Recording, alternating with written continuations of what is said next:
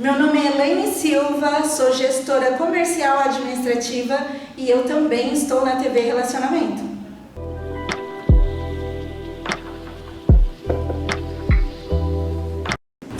Olá pessoal, tudo bem com vocês? Boa tarde. Opa, boa tarde não, né?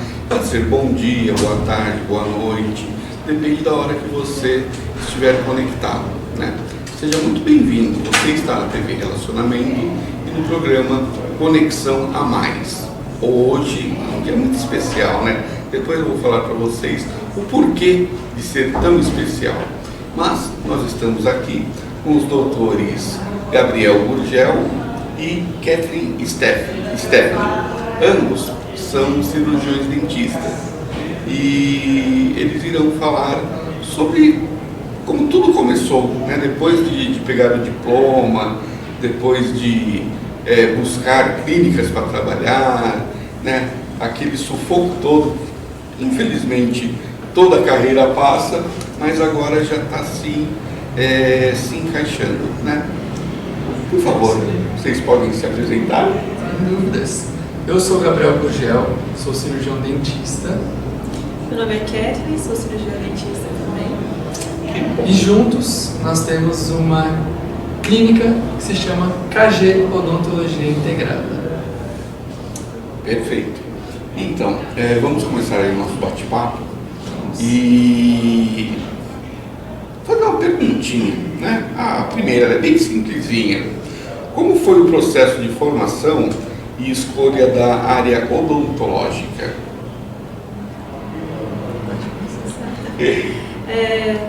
Eu, na verdade, sempre quis ser dentista, desde pequena.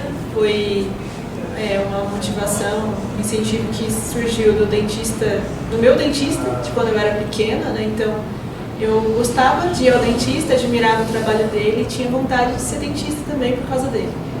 Então, dentre as muitas coisas que a gente quer ser quando a gente é criança, eu queria ser dentista também e foi o que eu segui para a minha carreira. Isso é engraçado porque também essa parte fez parte da minha vida, né? Eu fazia um tratamento ortodôntico, né? Eu usava aparelho. E aí o meu dentista sempre falava, é você que vai me substituir aqui na clínica, né, no prédio, né, que era o prédio onde minha mãe trabalhava. E aí, vivendo aqui da odontologia mais próximo ali, eu comecei a pegar também um gosto, né.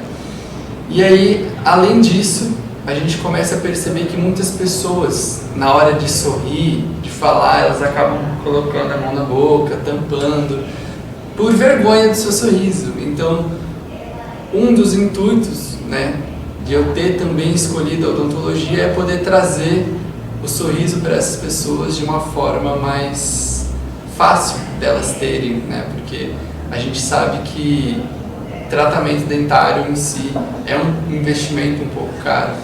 E aí, a gente tenta, na minha ideia, é tentar buscar trazer essa odontologia e devolver essa autoestima para as pessoas que precisam. Então, eu vou contar um segredo para vocês, algo bem particular, mas vou contar. Vocês já devem ter percebido, eu estou banguelo. O Gabriel é dentista e o doutor Gabriel é meu filho, né? Então, essa era uma da alegria dos dois estarem aqui, né? E eu vou começar o tratamento agora, no sábado, e provavelmente finalzinho de maio, finalzinho de junho, eu comece a fazer o tratamento com ele. Por que eu não fiz até agora? Porque as clínicas que ele trabalha não tem acesso, né? Aí fica difícil para ele subir no colo, é perigoso, né? Pode machucar ele e as pessoas que estiverem subindo, enfim, aquela coisa que todo deficiente sabe, né? E passa. Por quê? Infelizmente, São Paulo, Guarulhos, Campinas, Carapicuíba, enfim, em todos os municípios existem profissionais tão bons quanto eles, mas não dão condições para a pessoa com deficiência seguir o tratamento, tá bom? Então, e também outra, eu estou aqui para mostrar como eu estou, depois nós vamos chamar os dois novamente, e aí eu vou dar aquele sorriso aí, bem especial, não sei se vai ser bonito, mas que vai ser especial, vai. É o que a gente espera, é o que a gente planeja, e você até deu um spoiler aí do que vem pela frente nessa nossa entrevista, bate-papo. Exatamente. Bom, quais foram os maiores desafios enfrentados no início de suas carreiras, né, como cirurgiões dentistas? Bom, nós ainda enfrentamos muitos desafios, né, porque a gente ainda está bem no início da nossa carreira, né. A gente pode considerar aí que até os 10 primeiros anos a gente ainda está no início da nossa carreira.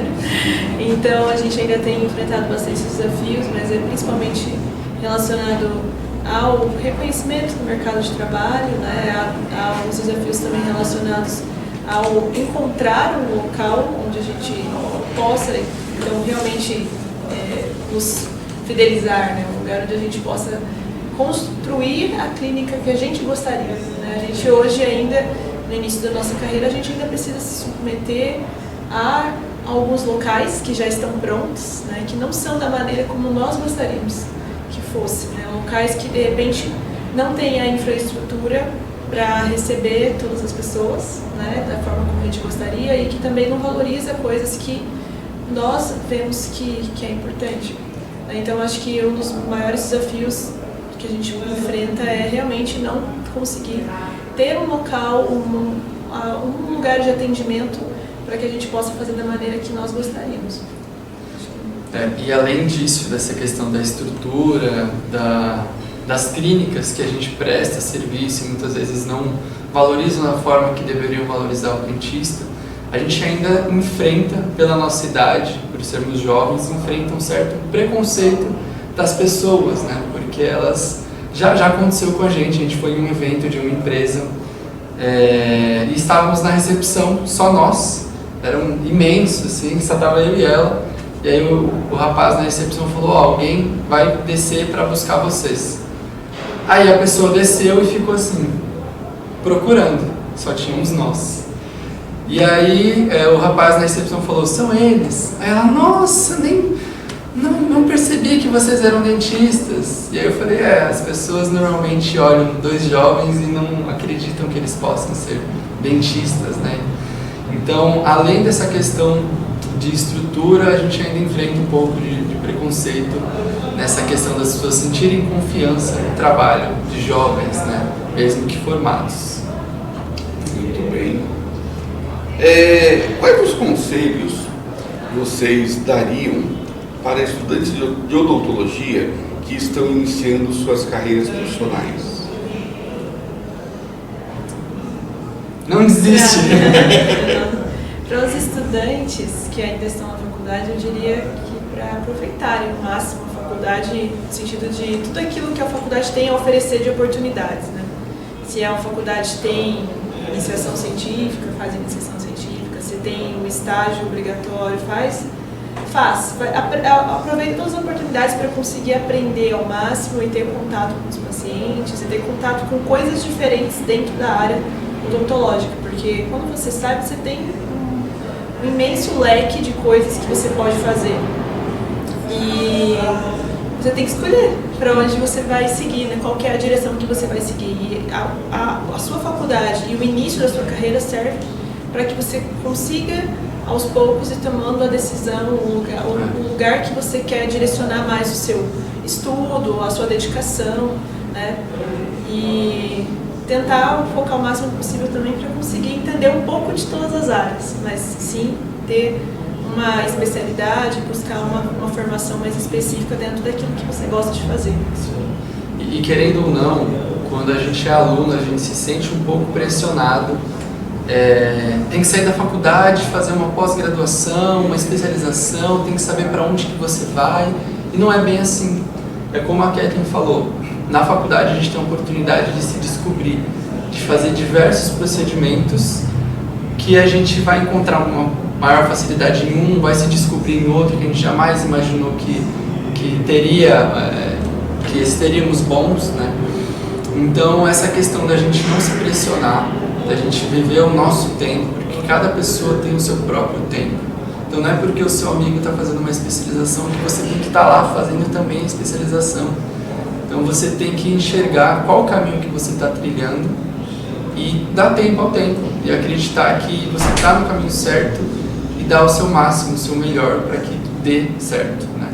Então acho que é muito essa questão. Bom, vamos partir para o atendimento diário, né? Eu, né, não tenho vergonha de dizer, eu morro de medo do dentista, né? Morro de medo da injeção, morro de medo de tudo. Só que não é porque é meu filho, mas e não é porque é minha futura nora, eles são excelentes profissionais, né? Não senti a picada da agulha, fiquei numa boa. E depois, quer dizer, com essas perguntas que eu vou fazer agora, vocês vão ver um pouquinho do tratamento que é especializado e diferenciado que eles dão aos pacientes, né? Então, eu sei de casos que entraram para fazer o tratamento, 5 minutos depois a pessoa estava dormindo.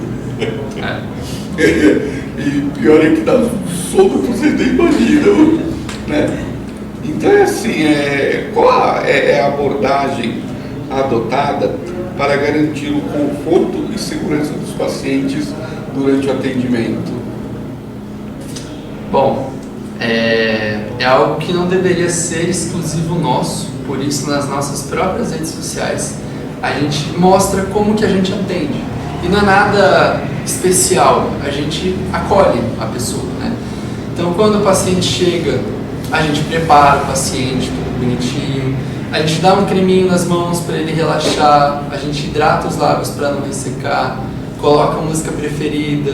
Até outro dia a paciente estava na cadeira e ela falou, não dá, vocês fazem o procedimento e dá vontade de cantar, de dançar, e é assim que a gente quer que a pessoa se sinta, que ela se sinta bem, se sinta tranquila, e a gente tenta ao máximo com essas coisas trazer essa tranquilidade e também na técnica do procedimento, né? Trazer uma segurança e uma calma, né? Não fazer nada com pressa, fazer tranquilo.